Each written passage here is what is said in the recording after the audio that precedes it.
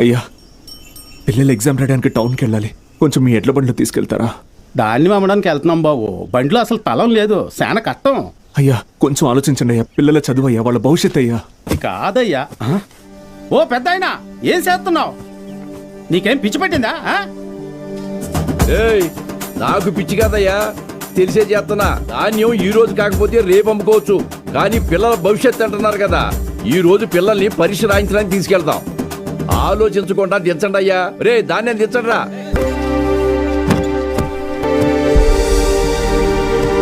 పర్లేదు, ఎక్కండి అయ్యా, ఎక్కండి.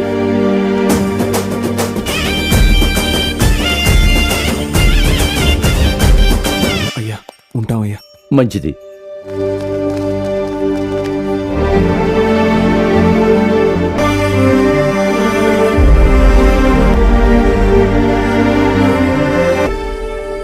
ఈరోజు ఎంసెట్ ఎగ్జామ్ రిజల్ట్స్ అన్నా, భయంగా ఉంది, కొంచెం చూసి చెప్పవా?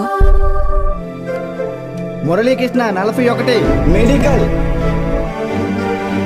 సురేష్ 59 మెడికల్, ఈ మహాలక్ష్మి 15, ఈ పద్మావతి 8. అందరికీ ర్యాంక్స్ వచ్చాయా సార్? మీకే ర్యాంక్ వచ్చింది సార్? ఇంకో ఆల్ టికెట్ ఉంది. ఏఎస్ మూర్తి